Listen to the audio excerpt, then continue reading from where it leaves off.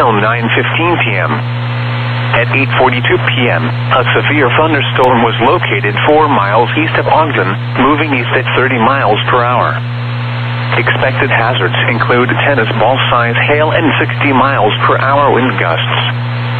This is a radar-indicated threat. The following impacts are expected.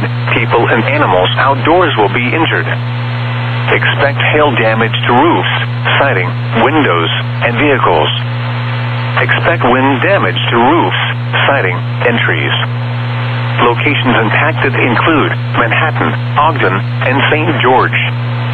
This includes Interstate 70 between mile markers 303 and 321. This is a dangerous storm.